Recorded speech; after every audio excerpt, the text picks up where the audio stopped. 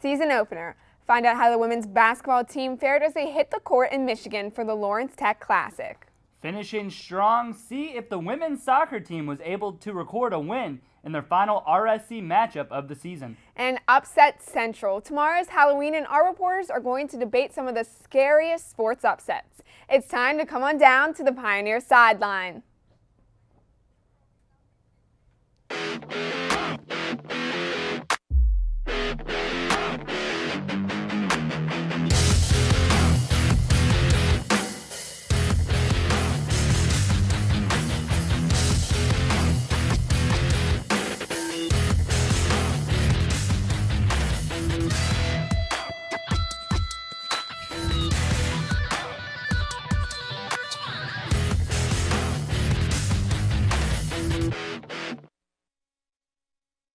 Good evening and welcome to the Pioneer Sideline. I'm Mike Turk. And I'm Sarah Maculin. It was another busy weekend for the Point Park sports teams as most of the fall teams wrapped up their regular seasons. Yeah, Sarah, and we're going to start things off with the men's soccer team, who had been playing pretty good as of late. However, they weren't able to get a win in their final RSC matchup of the season. Isn't that right? Yeah, it was a tough loss.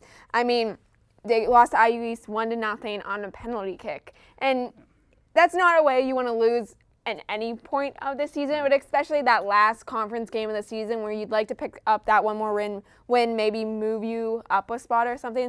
It was definitely a tough loss for the men's team. We kind of saw that same thing last year with the women's team, though. They lost on PKs, but in the playoffs, so Ohio Christian. We'll get into that later because their conference tournament's coming up as well. But they have a little rematch coming up here. The River States Conference Tournament is set. They were able to clinch that home match Saturday 3 p.m. against Brescia. Yeah, I mean, it's definitely – the men's team did pretty well this season. I was worried coming into the season. They lost some big starters on the defensive side and definitely a lot of big shoes to fill. But, I mean, 9-5-1 overall, 5-3 in the River States, that's right in the middle of the pack. I mean, for a lot of the young players they have, they really stepped up, and I think that could help them in the playoffs. Now, here's the thing. They have the home match, but they're not playing at home. They're playing at the Montour Junction Sports Complex. They don't get a chance to play at Highmark, unfortunately, due to scheduling issues. So what do you think, in your opinion? Is that still going to kind of feel like a home game to them, despite them not playing on their home turf? I think it's going to be really tough to feel like a home game when you're somewhere, I don't think to my knowledge that they've ever played here before. And so that's something that it's basically like a away game. If anything, it's worse than an away game because at least if they're going to play Brescia or IU East, they've probably been on that field once or twice before. So this is a whole new arena, though, for both teams, so it kind of puts them on level playing ground. So I like Point Park's chances. I think the defense will be the deciding factor, and even the offense. I mean, we saw 1-0 that loss against IU East. Not much scoring on the offensive side. Yeah, it's been the moral of the story, it seems like, so far for the team this season. They're playing Brescia on Saturday. I said 3 p.m. They lost to this team earlier this season, 0-1. But now we're going to talk about the women's team, who they were able to pick up a win against IU East in their final River States Conference game of the season. Yeah, Mike, that win was much needed for this women's soccer team, and it got them their 7th RSC victory, which leads the conference. Now to discuss how the women secured that win and what's next as we look ahead to playoffs, we bring in Kiera Fry. So, Kiera, this women's team, that 1-0 win they were able to pick up, that final, they were started off really strong. We saw that hot streak at the beginning of the season. Then they kind of cooled off, been bouncing back and forth. How important was that win for them in their last matchup? It was definitely very important for them, especially since they're going to be going to the playoffs now. It was nice to kind of end the River States Conference play on a win and feel good about that and really give them a confidence boost as they go into the playoffs and they're facing other really good teams. Now, let's talk about Ashton Webb. She's been really good guarding that net this season. But the defense has been phenomenal, too. What do you say that says about this team? Is it more on the defense they're riding this good record on, or would you say it's more of Ashton Webb being back there in goal? I would say that it's more Ashton Webb because her performances have been amazing lately in the goal. And even in this last game against IU East, a lot of the defensive players were going in and out because they needed to get stretched out and things like that. So the defense wasn't as consistent as normal, but she was really the key to the defense in that game, and she kept it to a shutout. And it was really mainly on her in that game. Now, they're 7-2 in conference. They do have one more game left. and they're right at the top with Carlo, one more loss. What's your playoff prediction for this women's team? We don't know yet who they're playing or where they're playing, but it's to be announced. But what's your prediction for them? I mean, without knowing who they're playing, I can't make a very specific prediction, but I do think that they're going to go very far in the playoffs as long as their mental game is there, because I think, like you said, they started off really strong, they had a good streak, and then they've kind of been going back and forth. And I think that was partially because of their mental state, so they kind of tore themselves down from those losses. But I think as long as they stay focused and they're determined, that they can go really far in the playoffs this year. Now, what role is this game going to play coming on Thursday? They have Washington Aventus. I mean, it matters for their overall record, but we're looking forward to River State's conference, getting a good seeding and getting that home playoff game, which is pretty much going to be set once the announcement is made. But what kind of role is this game going to play for the team? Should they be cautious with their players so they're healthy for the tournament? I would say that they should be cautious with some players, but it also is important for them to have a good game so that that doesn't tear them down. Like I said, their mental state is very important going into the playoffs. Well, thanks, Kira. When we come back, find out how the women's basketball team performed in their first games of the season in Michigan. And the volleyball team had 2 conference matches at home Friday and Saturday. Find out where they stand in the rankings after the weekend. We'll be right back.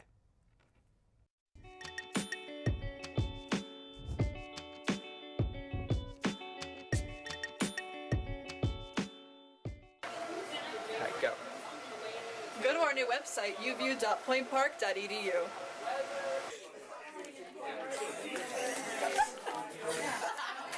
Go, go, go, go, go, go. Join UView and find your herd. Join EOP. And 3, 2, 1. Join EOP. I was just saying, grab them now, or else I will snap them. Yeah. Join on point with politics. 3, 2, 1. Join Pioneer Sideline.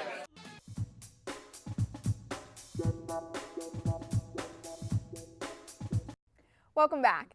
After a tough loss last weekend to IU Kokomo, the Point Park volleyball team was able to pick up 2 wins in a row last week to lift their spirits. Yeah, Sarah, but the downfall quickly came again for the volleyball team as they lost 2 hard-fought matches this weekend, with both going to 5 sets. Now, I was on the call for both of those matches.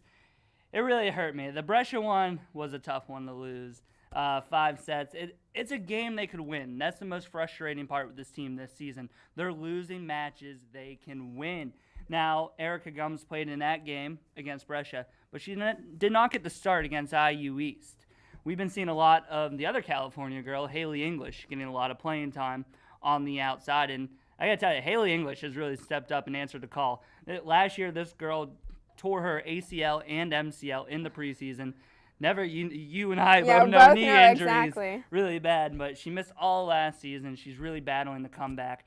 And I think we're seeing the start of something great, and I really think she can help this team once the playoffs come around here. Yeah, and that's something you have to look forward to, the playoffs, and kind of put this behind you. But we also have, the volleyball team has 3 more matches left, conference matches against WVU Tech, Carlo, and IU East. How critical are these games given their recent up and down kind of play? It's going to be big. They played IU Southeast on Saturday. They went up 2-0. It was looking good. They beat them 25-14 in the second set. It was so frustrating to watch this game. And then they dropped the next 3 sets. It's mental. It's all mental with this team. They get down on themselves whenever they get down by like 5 or more points in this. But it's going to be really big. They got a little help. West Virginia Tech beat IU East on Saturday, so that saved us from falling another game back. But regardless, winner of the River States Conference West Division hosts the tournament this year. IU Kokomo, easily. They've won 100 games in a row. I think the official number is 20 now. And they've been nothing but phenomenal, so they're going to host the tournament. Point Park's going to have to go to Indiana once again and try and compete, but these games are losing. We saw it. They beat IU East at IU East. They should have beaten Brescia, and they should have beaten IU Southeast. So I have a lot of confidence with this team going into playoffs as long as they can keep their heads straight. Now, you talked about keeping their head straight and getting in that mental state. Who are some of the leaders on this Point Park volleyball team that can kind of reel in everyone when something like that's going down in order to give them success in this playoffs? Because we know they have the talent, but can they keep the focus? That's a real good question. I was on the call with Nicole Pampino on Saturday, and I was asking her, there's nobody really stepping up to the task when they get down to say, hey, let's go. They kind of all have the same mentality when it comes around. There's no one true leader on this team, I personally believe. And that's the thing I liked about Coach Bruno. He really kept their heads straight when he was here. But Coach B is still learning. I have faith in her that she's going to help this team come playoff time, and they're going to do great things as a team because they all believe in one another. Yeah, definitely. So the volleyball team is focusing on playoffs right now, but the women's basketball team is just getting started. Yes, that is right, Sarah. The women's basketball team traveled to Detroit, Michigan over the weekend to play in the Lawrence Tech Classic, but wasn't able to come home with any wins. To discuss the play of the team this weekend and what we can expect this season, Allison Schubert will join us at the desk. So Allison, they played in Michigan over the weekend. Didn't do so hot, 72-51, 70-56, and their 2 losses. But they played good teams. Now this is a fall preview type of season preview tournament. How much weight do you carry in games like this with losses? I mean, is this foreshadowing the season, or are they just playing good competition and getting their feet wet? I think this doesn't have any play into what they're going to look like this season. Like you said, they're very good teams, and they have a lot of those coming up. So I don't know if we'll ever truly know like the pure talent that's on the team this year, because we have, I think, 4 ranked teams in the preseason alone, and then I think there's 2 or 3 in our conference. So we have a ton of tough talent. So this is getting them ready for that. But I don't think you can weigh what the talent is on the team by just these 2 games alone. And it's a long season. We're only 2 games in, so I think it's really tough to judge just yet. Now, we're losing a lot of key players this year. Sam Weir, gone. Bailey Bulika, gone. Marissa Agers, gone. It's a little different. We got some returners here. Who do you expect to step up this season? Maybe a newcomer or maybe someone who knows the program these past couple years? Well, I don't know too much about this new class that's coming in. I have spoken to a couple of the players, and they said that they're meshing well so far, but I think you're going to be looking at your returning players to really step up this year, specifically Carly Lutz. With Bailey Bulika gone, we need someone down low, someone tall to get those rebounds and to attack the boards, and Carly Lutz is going to have to step up big because, I mean, other players that are stepping up are Michelle Burns, Tyra James, Caitlin Smith, who are really good players but don't have that height to compensate for it. So I think Carly Lutz is going to have to be one of the main players we see step up. And then those other names I just named, we've already seen Michelle Burns has 15 points in each of the 2 games so far, each. And then Caitlin Smith had 15 points in that first game. So I think the guards are stepping up, but we're going to need Carly Lutz and maybe some of these new players that are taller to really step up and get the boards. Yeah, I mean, you lost 2 big rebounders in Sam Weir and Bailey Bulika, and there's only so much Carly Lutz can do, but we saw a little bit. Luckily, she got some playing time here and there last year. I think it's more with her, it's an aggressiveness factor. Yeah. I played against her in high school, and that was the thing. She's sky high, so she's going to get rebounds after you no matter what. But in college play, I mean, it's much tougher competition. And you're facing someone that's the same size, but they may have that edge over you. And I think that she's definitely one that needs to step up. And she does have a double-double this season. That second game, she had 11 points and 10 boards, which is good to see early on. But I think she's going to be one to watch for sure, and I think she's going to have a big factor into how this team plays out. I'll tell you, I'm really going to miss Shania Rivers.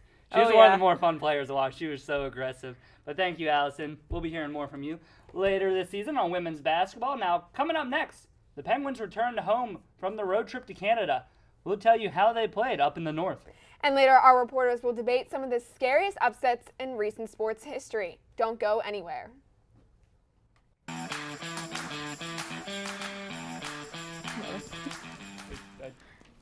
I was thinking about Shania.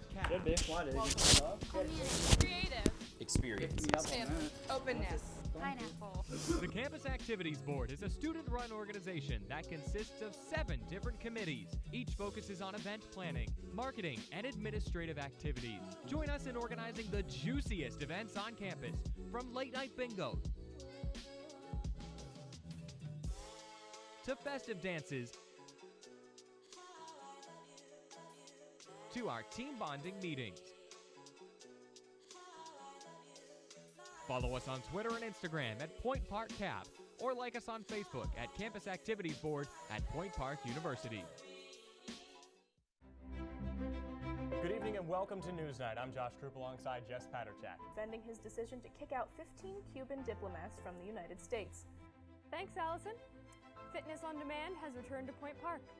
Residents fear that Mount Agung will have a repeat of 1963's eruption. Two-star NFL quarterbacks made the headlines this week after wrapping up. Thank you so much for joining us this evening. That's your news tonight. For Nick Tomarello, I'm Alex Grubbs. Have a great night.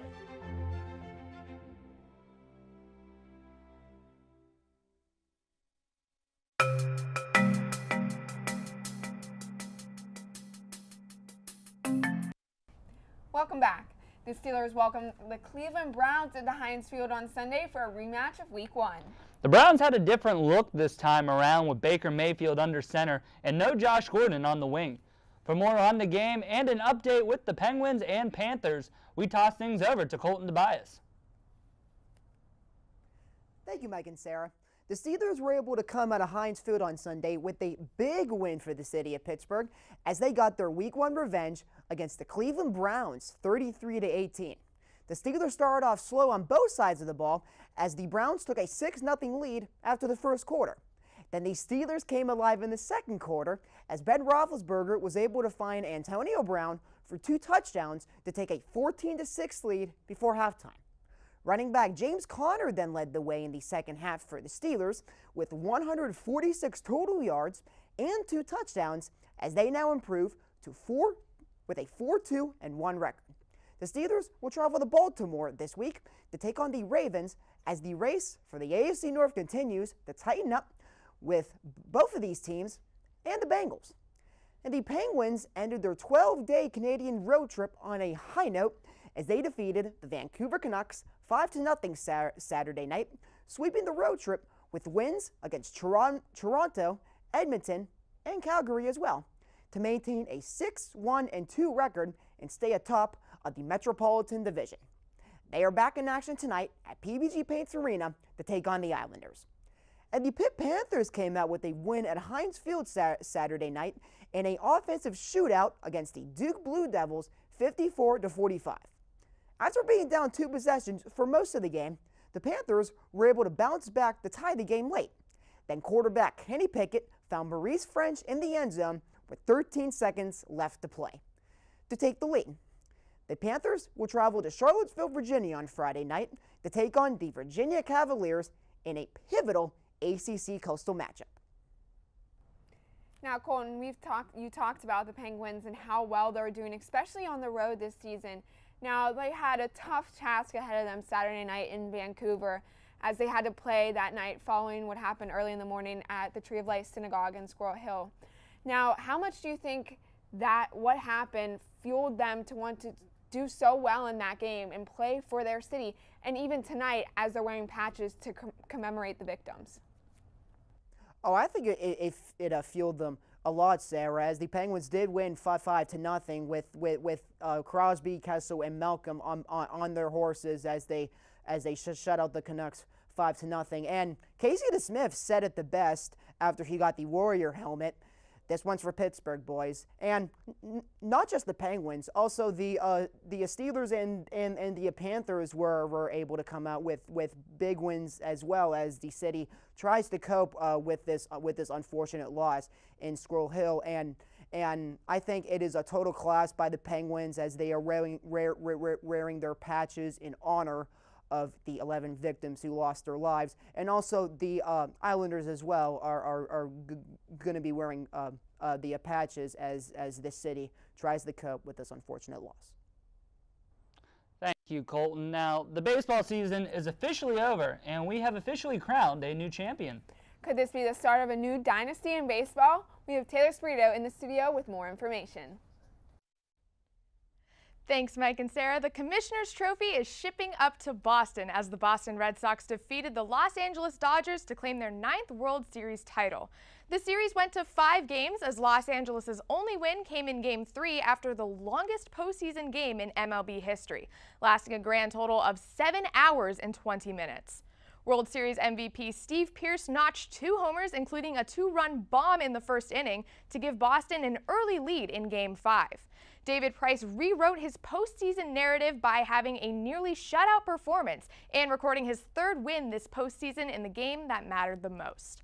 With the win, Boston moves closer to coming in 2nd place in World Series wins, as the St. Louis Cardinals are just ahead of them with 11. This was a fantastic year for the Red Sox, as ESPN says this is, quote, the first Red Sox dynasty in 100 years, end quote.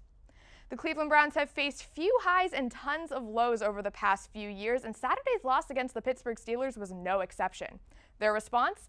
The Browns have fired head coach Hugh Jackson after 2 years and 3 wins, and offensive coordinator Todd Haley. Cleveland has had a difficult time finding a consistent head coach, as Jackson was the 6th in the past decade. Coincidentally, the 5 head coaches before Jackson were also fired after the team's 2nd loss to the Steelers. Haley spent less than a year with the Browns and was rumored to be Jackson's replacement before his firing was announced. And here's the latest injury report, as some big names are going to be sitting the bench for a while. Tyreek Hill from the Kansas City Chiefs is out after straining his groin in Sunday's game against the Denver Broncos. Cleveland Cavaliers 5-time All-Star Kevin Love could miss more than a month with an injured toe on his left foot.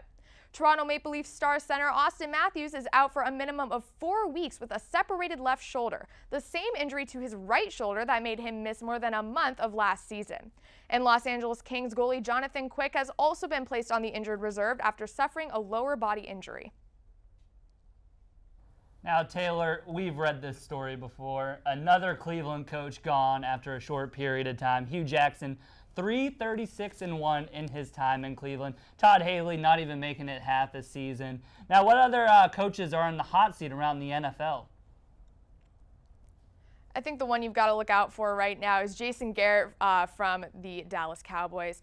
This Cowboys team was meant to make it big and to be one of the best teams in the league, but they just haven't done that. I believe Garrett is, in his 10 years plus with the Cowboys, he's above 500, but I believe it's like .541. Not very impressive, and his postseason record is even less impressive with 1-2. I think if there's going to be another coach fired this season, it's going to be him, but you never know. I mean, Hugh Jackson was pretty laughable in the sense of his record in 2.5 years. Well, thanks, Taylor. After the break, it's time for everybody's favorite segment, the Case of the Week. We'll be joined in studio by 3 of our reporters to debate which team since 2000 has had one of the scariest upsets. You won't want to miss this one. It's going to be great. Don't go anywhere.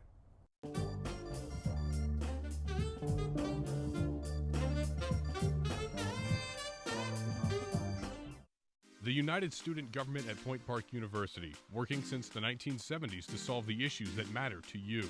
What concerns do you have about the university? Student life, safety, food service? Send us an email to studentconcerns@pointpark.edu or stop by our office on the 7th floor of the Student Center. You can also attend our weekly open meetings on Mondays at 3:15. Follow us on social media at USG_PPU for more. The United Student Government, by the students, for the students.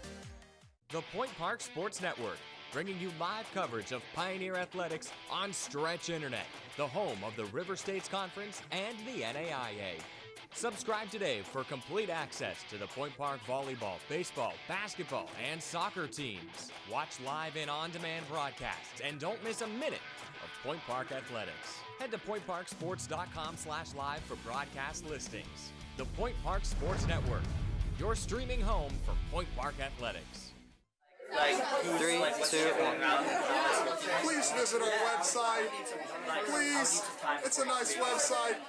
Please visit our website. Please. If you have ever watched television, whether accidentally or on purpose, UView is for you.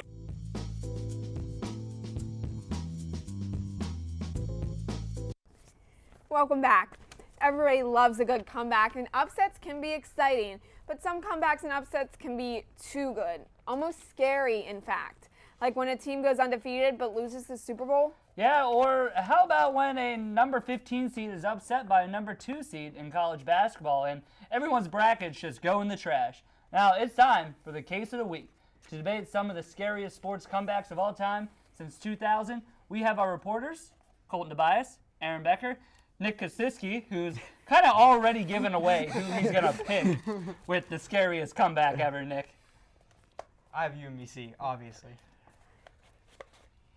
I have the Patriots over the Falcons in Super Bowl 51, the 28-3 comeback with 2 minutes left in the third quarter. We'll get more into it, but that was definitely an incredible comeback by the Patriots. And I have Appalachian State over number 5 ranked Michigan in 2007. Wow, it's getting very specific. It was. I didn't actually know about it. Nick, mine was 2018. Yeah, Nick, yours is interesting because yours is the first time a number 16 seed upset a number 1 seed. I mean, I'm going to let you explain why you chose him. He called it. He did call it. I wanted him to explain the story. He's such a good storyteller. So basically, I don't remember who they played. I just remember Virginia. I really wanted to be. I was going to sound selfish, but I really want to be that guy who can call, a 16 seed upsetting a number 1. And every year I always do one of them. And I happened to pick UMBC. And when it happened, man, I just felt so amazing, and I'm so happy for UMBC. That's why I wanted to support them. So I got this T-shirt. Had to, I mean, it's something people don't want to pick in their brackets, though, because it was something that has never happened up until last year. So it's like scary to think that it actually does happen. It was a risk, but it was worth it. So, Aaron, I mean, I knew you were going to pick something with football, but I mean, it's a good one. Of 28. course, of course. Yeah, Right. talk about your risk. So, yeah, why did you choose the Falcons Patriots? So the Patriots set 27 NFL records in that game, and it was mostly in the second half when they were making that comeback, really in the fourth quarter. One of them being the biggest deficit ever come back in a Super Bowl of 25 points. The previous was just 10 points. So that tells you how incredible of a comeback this was. The Falcons shut out the Patriots in the first quarter, only allowed 3 points in the second, and they were up 28-12 with 6 minutes left. So, I mean, there were people leaving the stands in the third quarter. How much money do these people pay to go to Super Bowls? I know we're talking lawyers go there, they have money, but still to leave in the third quarter of a Super Bowl, people think it's over. Against Tom Brady, yeah. But Tom Brady was Tom Brady.